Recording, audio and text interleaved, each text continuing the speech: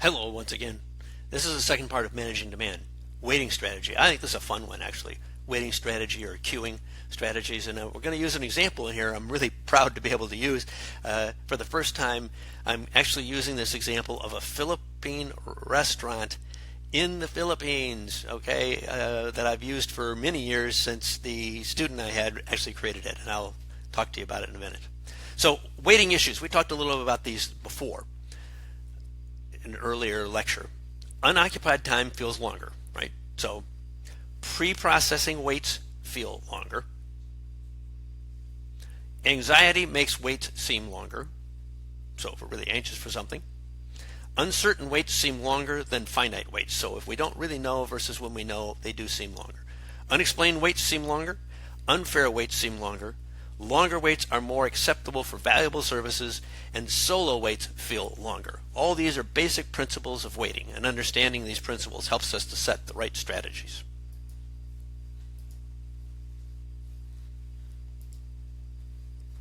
Okay, the next strategy is actually get to the next slide. Waiting strategies then. We employ operational logic to reduce wait. We establish a reservations process. We differentiate waiting customers, and we make waiting fun or at least tolerable. Those are the four areas, and I'll depict them in a graph here. They're in a diagram. Okay, so there's basically four strategies, and these you should understand and be able to put these into examples, and that's what you're going to do with your groups. Okay. So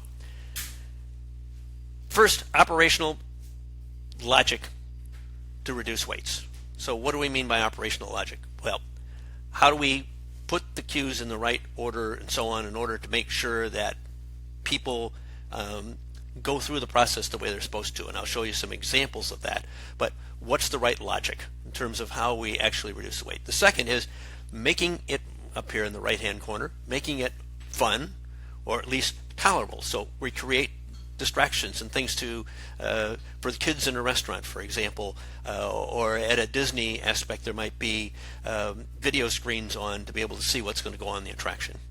We establish a reservation system, and there's a couple of different methods that we could go about establishing reservation systems, which we're going to talk about in the case of Italiani's restaurant, which is the example we're going to use. And lastly, differentiating waiting customers. Okay, maybe by age group, maybe by VIP status, whatever they may be. So let's look at the waiting and queue configurations. This is a logic situation. Which way do we want to go? A, where we have multiple queues and the person coming decides which one they're going to go to. B, where you have one single queue and then people go up to whatever's next. Or C, you take a number. Now, all of those are viable. Which one do you prefer? If you're going to McDonald's in the US, A is definitely what you'd usually see. And I don't know how many times you've gone into a situation like that, and you're number 3 back here, or maybe number 2 here, and number 3 here gets in front of you somehow, or they get there quicker. Okay, this one may appear to make things longer, and you maybe need more room to accomplish that one.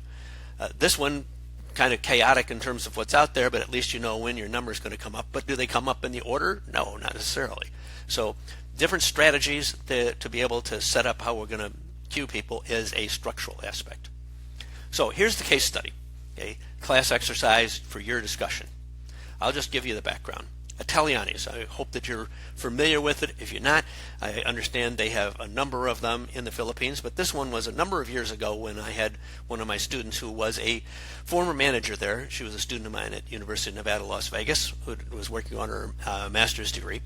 She actually took these options for this restaurant and essentially tested them all out to see which one was best. So you have what we call a call-ahead seating. Okay, call-ahead seating, that's the first one.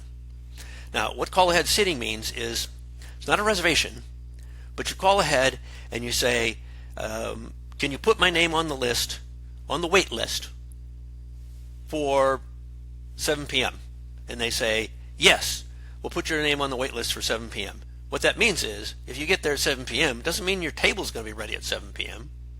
It means that you're on the wait list for 7 p.m. So there may be other people there, and it might be available, but it might not. Now, if that sounds a bit confusing, that was one of the challenges, right? It's one of the challenges. Did people understand that? In the U.S., they use that concept in a number of different restaurants. Outback Steakhouse is one that uses that concept of call ahead seating. And the key is that the customer needs to understand that it's not a guaranteed reservation. Let's look over here on the top right side. On the top right side, you have using technology, pagers.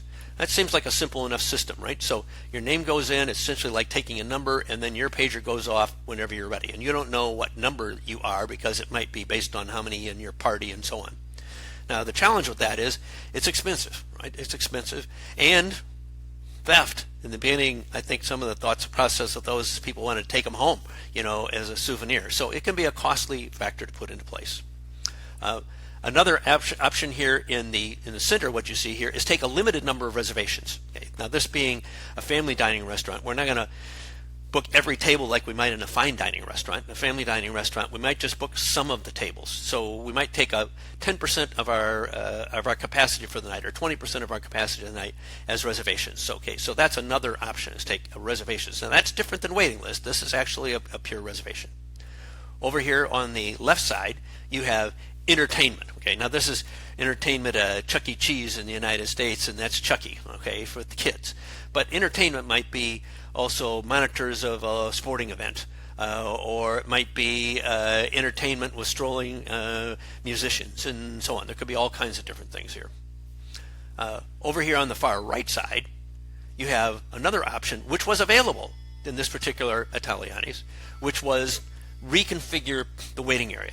Make it more comfortable for people in the waiting capacity. And then lastly, you have the third one, or let's see, this would be F, so that is the sixth one, the sixth option, which is the priority club. So if you come early, an early bird special, and you're part of the priority club, you get $5 off your meal, or whatever it might be. Okay? So here are the options, which works best. Call ahead seating, technology with pagers, reconfigure the waiting area, distractions and entertainment, promotions and marketing, reservations, capping on the reservations. And also think about these in terms of where do they fit within the four categories we talked about before in terms of wait strategy. What are the waiting line strategies? Where does it fit in that particular context? That's something I'm going to let you discuss. Now, a concept that is another way to look at this is design day concept. Okay, so we design around the level of 80 to 90% of expected demand. This is what Disney uses. We design it around 80 to 90% of expected demand. So not for the full capacity, but for 80 to 90%. So if it's higher than that, well, then we've got different options. So questions to ask: how many people will arrive on a given day? What's the pattern of arrival? What will be the rate at which customers can be serviced by the available capacity? So in other words, we've got a variation here of different kinds of information that we have to have in order to put a design day in place. How many people arrive on that given day? That's where we set the demand in terms of what's open, what queues are open, what rides are open, how do we put that together? The pattern of arrival, what time of day are they going to arrive, and so on. And then, of course, the rate at which they can service the availability of that capacity. Another aspect of the virtual wait of Disney, and I've seen this also at Universal Studios, where they have a Fast Pass. It was established in 1998. It's currently on hold during COVID-19, but basically you get a window of time when you get into whatever it is, or you get a standby line if you don't get that time in advance. So I remember going to Universal Studios at one time, and everybody wants to take the tram ride that goes down to the lots, where they do the filming and so on, and then you have the attractions that are essentially up on top of the area. I'm talking about the Universal Studios in Hollywood. So when you arrive, you get a time card that says this is when the tram's going to arrive. So you have to go between that period of time in order to get on that tram to go down there. So they do that from that standpoint to manage that capacity. Now, it's an important element, as I said, to understand what your customer wants. So if you think about expectations and what do they really want. If they're sending a text message, they expect it within 12 minutes. Okay, they expect a response within 12 minutes if you're sending a text message.